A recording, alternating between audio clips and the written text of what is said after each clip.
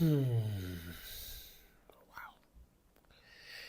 Hello there, guys, and welcome back to the 6 Yard Banter. Your front row seat to the Premier League's top 6 drama with a Chelsea twist. Yeah, it's Chelsea first and rivals next. Alright, let's get right into it. Chelsea came into the Allianz Arena full of hope, having won the Club World Cup. Excited and ready, but what we saw tonight was a mixture of avoidable mistakes, missing aggression, and Bayern showing the dark arts that Chelsea just didn't match. And yes, that really bothered me. It bothers me still. If we're going to compete at this level, which it happens to be the highest level, some of these errors cannot keep happening.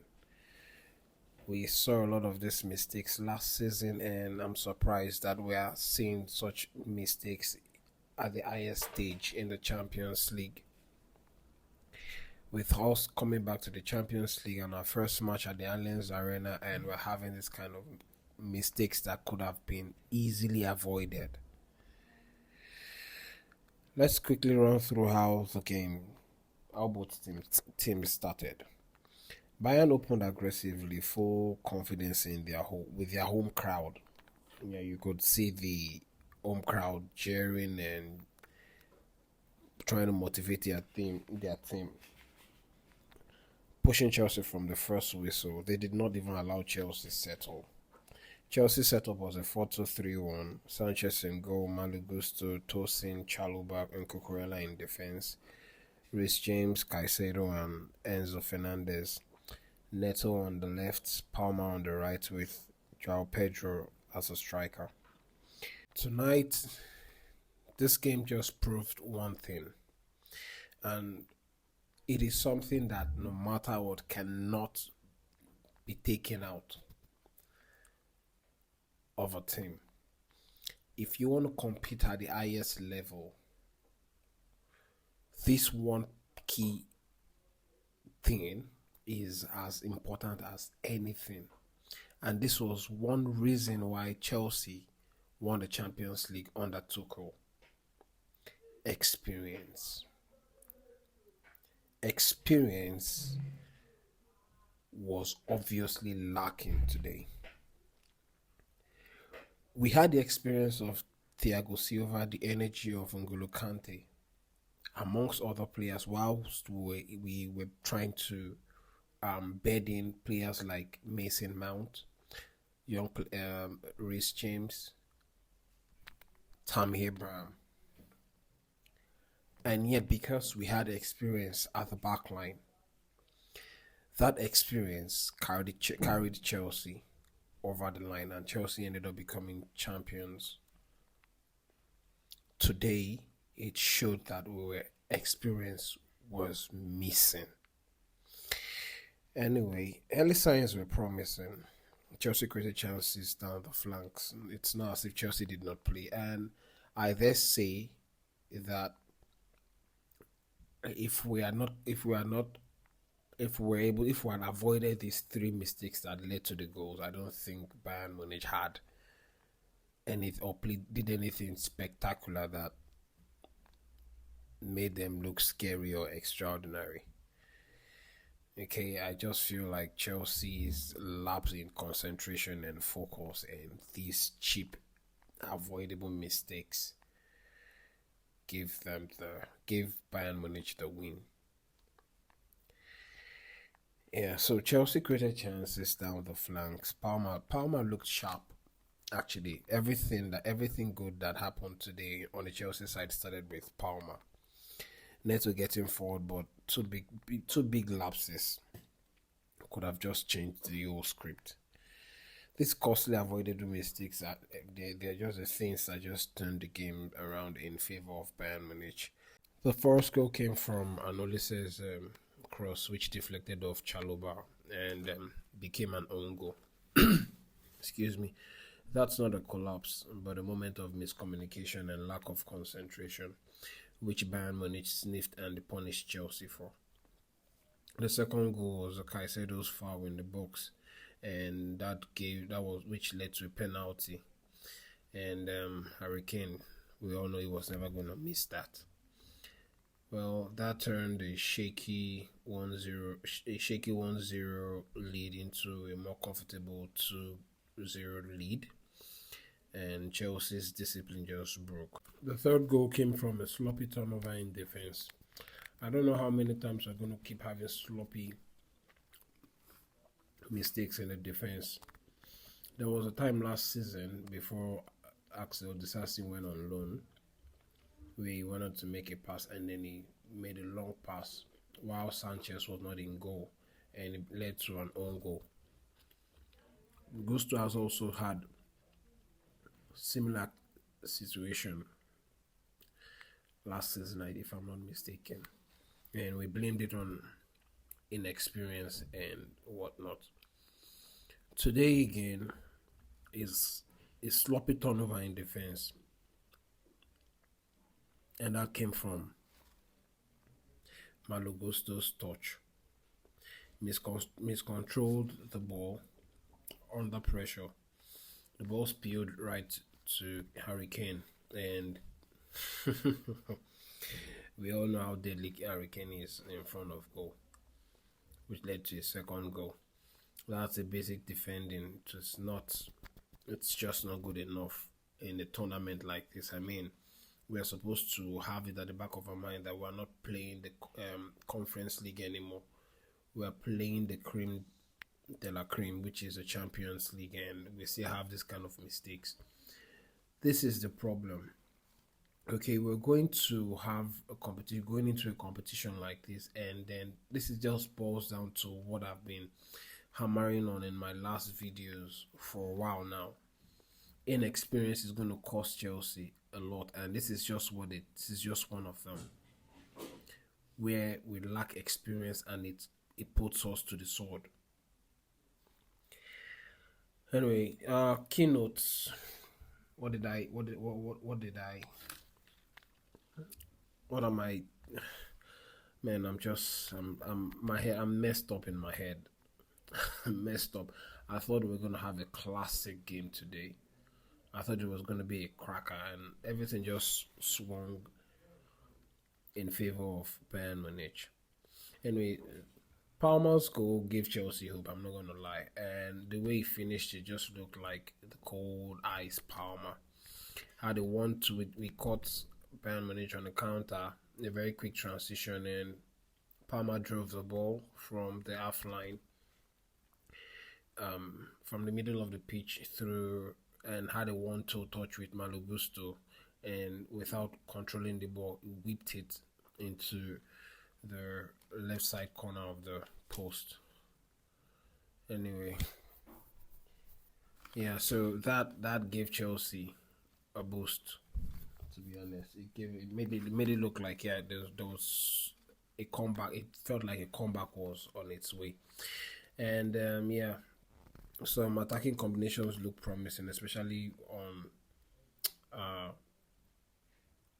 with Cole Palmer exchanging with Joao Pedro. Yeah, Enzo Fernandez and Caicedo attempted to hold the midfield, but Bayern just kept pressing and pressing relentlessly.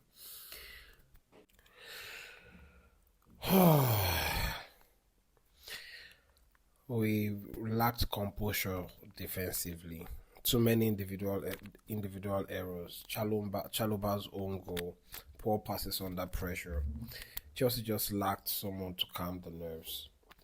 The dark arts was so missing, and it's impossible to play at this level and not have to apply some dark arts and all that.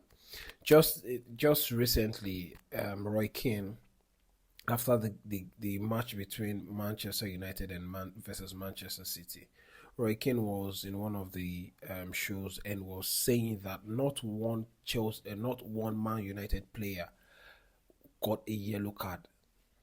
That just shows how soft the boys are in terms of mentality, and I noticed that today. The dark arts, you could see Michael Olise even shoving down Marco Corella to the ground, shoving him to the ground, and stuff like that.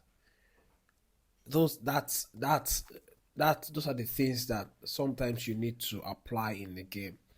Get in the faces of your opponent. Let them know, like get aggressive, controlled aggression.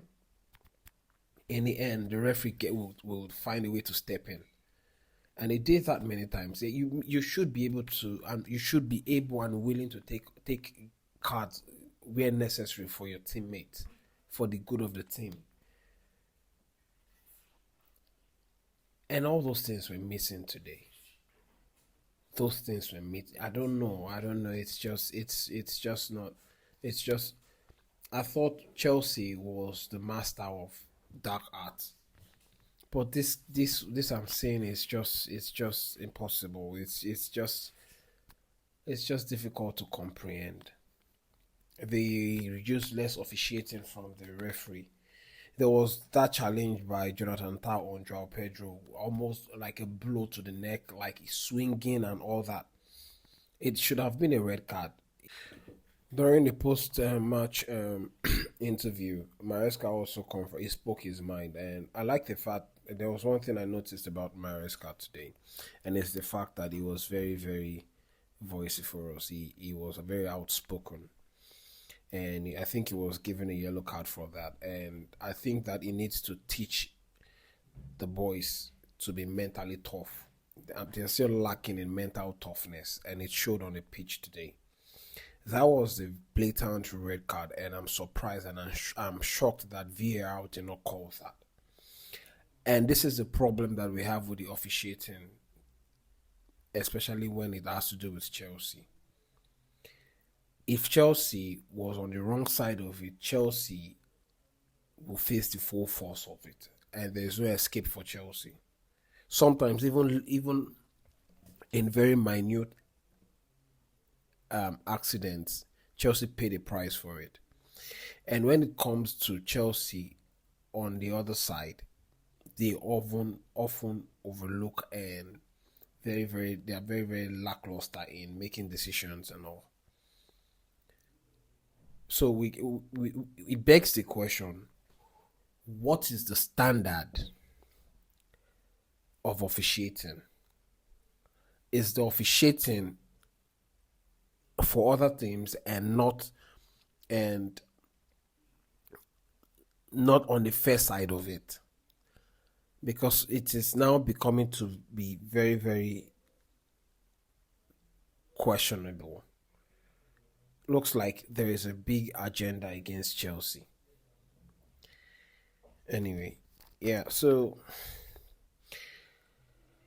at some point the players looked like they needed some sort of protection or intervention from the referees, and that's where I feel like the mental toughness was lacking. Lack of defensive fallback, where whenever we get caught out in, defensively, the players fail to run back as fast as they can. It just looked like they feel like they're still playing in the Conference Cup, and it has to do with the mind again. And with tactical issues and the things that I feel like went missing. First off, no real backup for Liam Delap. If he was intended to be the starter or rotation, Chelsea's frontline lacked physicality and menace compared to Bayern's strength. There was no focal point. Joao Pedro was rough-handled. His presence, like, it was controlled, it was contained. Unlike when you have someone like Liam Delap, or let's say Mateta, or someone with great physical presence. They are two different players, Liam Delap and Joao Pedro. They are two different players. They play different. Their style of play differs, and you could tell that Chelsea was lacking in physical presence up top. The goalkeeping issue. Sanchez made crazy saves today. It kept us in the game, okay, for a long spell of it. But then again, the balls in behind and poor first touches were also part of the contributing factors that led to Chelsea being punished. The lack of dark act mentality. Bayern know how to win ugly, how to you could see the way they kept sulking around with the officials, how to disrupt rhythm. Chelsea just wanted to play clean, and you can't play clean games, especially when you are having a clash as this against Bayern Munich, a team of Bayern Munich's pedigree. I mean, you need to have some sort of dirty play. Okay, and sometimes this happen. They are very decisive. They help decide the game. The substitution and game management. I don't know what Enzo Maresca was doing. When he saw that it wasn't working in the first half, I felt like he was going to be very proactive, and he wasn't. Okay, Esteval came on. The game was screaming for someone who was ready, who would take risk.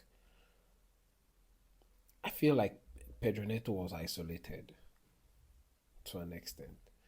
If I was Enzo Maresca, I know that it would affect the player, the confidence of the player. I'm talking about Malo Gusto. After that error, I think I would have withdrawn Malo Gusto as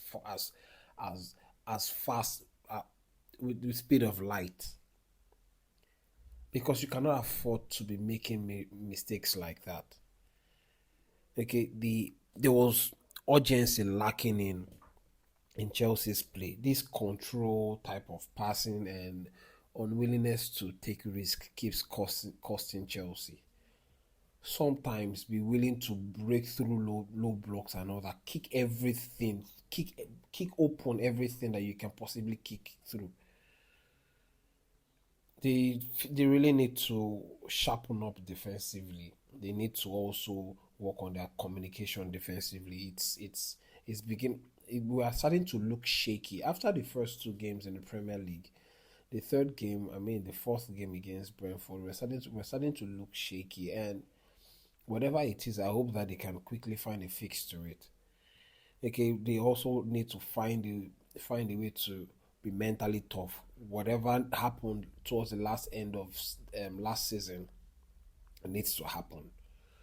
What's the mental coach his name? Whether it's Wisa or whatnot, I don't know his name, but they need to fix up very fast.